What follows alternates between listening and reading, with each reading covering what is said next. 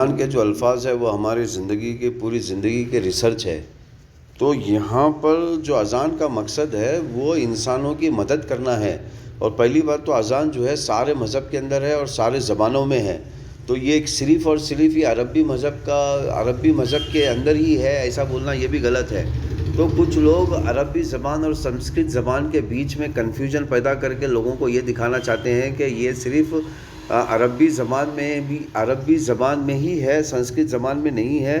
बिल्कुल ऐसा नहीं है। अज़ान जो है सभी ज़बान में है। सभी आसमानी जो धर्म है वो इसको पूरा करने के पीछे भागते रहते हैं, लेकिन जो आम इंसान है वो आम इंसान इसको समझ नहीं पाता। आम इंसान इसको करता नहीं है। आम इंसान इस अल्फाज को समझ नहीं पाता और पूरी ज़िंदगी इसी अल्फाज की तलाश में, इसी ज़िंदगी की तलाश में भटकता रहता है। जैसे कि मिसाल के तौर पे यहाँ पर अल्लाह बड़ा है, अब ये अरबी में है। अब संस्कृत में बोलेंगे हम आयुष्मान भव, या फिर ईश्वर बड़ा है, ईश्वर बड़े हैं। तो इस तरह एक इंसान जो है पूरी ज़िंदगी आप देखेंगे, मिसाल के तौर पे जब छोटा होता है तो माँ को बड़ा बना लेता है दूध पीने के लिए। अब जब थोड़ा बड़ा हो जाता है तो बाप को बड़ा बना देता है कि बाप कुछ पैसे देंगे तो बाहर से कुछ सामान लेके खरीदेंगे और खाएंगे पिएंगे ऐश करेंगे। और जब स्कूल में जाता है या फिर पढ़ाई करता है तो टीचर को बड़ा बना देता है।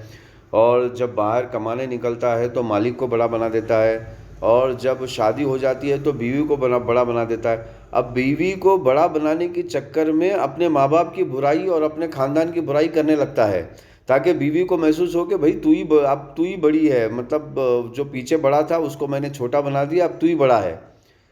अब इस तरह जो है फिर जब नौकरी चेंज करता है, किसी दूसरे मालिक के पास जाता है तो फिर अपने पिछले मालिक की बुराई करता है, ये बताने के लिए कि भाई अब जो तुम मौजूदा जो मालिक हो तुम ही बड़े हो।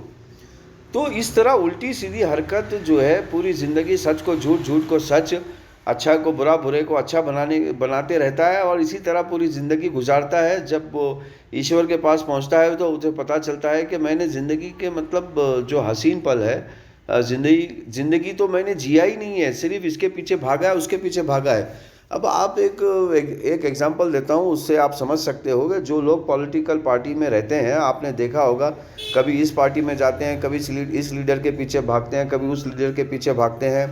हाँ, कभी इसको ज्वाइन करते हैं, कभी उसको ज्वाइन करते हैं। तो पूरी ज़िंदगी वो यही करते रहते हैं।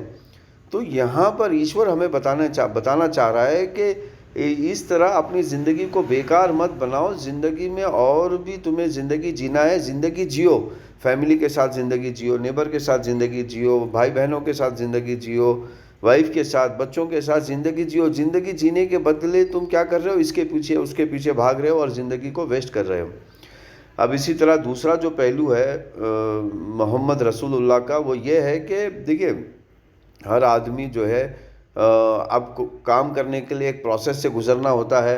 हर काम एक प्रोसेस से होता है, लेकिन कुछ लोगों ने बड़े चालाकी से इस प्रोसेस में भी प्रोसेस को ही बिगाड़ दिया है। तो उसका डिस्कशन हम बाद में करेंगे, लेकिन हम यहाँ पर ये बताना चाहता हूँ कि वो जो अवतारों का जो प्रोसेस है, संस्कृत के अवतार 1,24,000 का जो प्रोसेस है, 1,24,000 अवतारों का वो प्रोसेस सही है। वो प्रोसेस पे जो चलेगा वो उसको कामयाबी मिलेगी। ये ईश्वर बताना चाहता है कि अगर आपको प्रोसेस में भी सतर्क रहना है, अलर्ट रहना है, और जो है ये जो अवतार है जो मैंने भेजे हैं, मैंने बनाए हैं, इनके हिसाब से अगर ज़िंदगी जियोगे तो आपकी ज़िंदगी कामयाब है।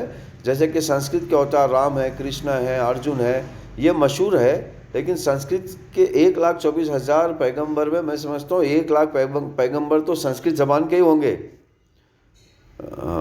लेकिन फिर इंग्लिश ज़बान के, अरबी ज़बान के, अरमानी ज़बान के। तो अब इसी तरह जो है, अब यहाँ पर किसी को ये नहीं कहा जा रहा है कि ज़बरदस्ती कि आप सिर्फ आखिरी पैगंबर मोहम्मद को ही चलना है बोलकर, बल्कि ये कहा जा रहा है कि आपको मोहम्मद की मदद करना है। आप अपने पैगंबरों को मानिए। जैसे कि अल्लाह के रसूल ने कहा कि सारे पैगंबरों को ये बता दिया गया था कि एक पैगंबर आएंगे मोहम्मद, उनको उनकी आपको मदद करनी है।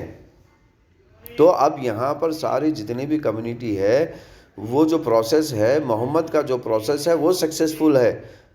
अगर मोहम्मद के प्रोसेस में अगर आप इस्तेमाल नहीं करेंगे तो वहाँ पर भी आपको जो है नुकसान होगा। तो इस तरह जो है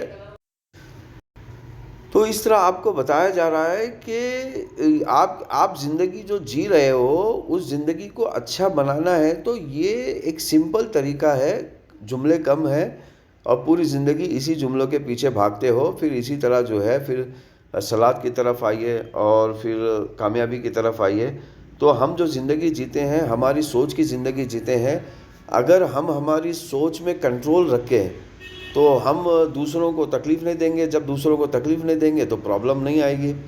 अब दूसरों को आप तकलीफ़ देंगे तो ये एक गेम होगा और इस गेम में आपका भी नुकसान हो सकता है, उसका भी नुकसान हो सकता है। लेकिन ज़्यादातर नुकसान तो आपका ही होगा, क्योंकि आपने ही अपने हद से आगे, मतलब आप ही अपने हद से आगे बढ़ गए थे। उसके लिए तो आप हेल्प कर रहे हो। तो इस तरह जो है आप अपनी ज़िंदगी को वेस्ट ना करो, अपने कंट्रोल में रहो, अपनी सोच को कंट्रोल करो। तो इसलिए ईश्वर ने ये योगा दिया हुआ है। अब संस्कृत में योगा कहते हैं, इंग्लिश में मेडिटेशन कहते हैं और हर अलग अलग ज़बान में अलग अलग कहते हैं, लेकिन करते तो यही है, सलाद की तरह। तो यहाँ पर आपको समझना है कि ये जो जुमले हैं ये इंसान की, मतलब इंसान की ज़िंदगी को आसान बनाने वाले जुमले हैं, जो इंसान पूरी ज़िंदगी इसके पीछे भागता है यही करने के लिए और सोचता है कि यही कामयाबी है। तो जो इंसान सोच रहा है यही कामयाबी है, उसी को दोहराया जा रहा है, आसान तरीके से बताया जा रहा है।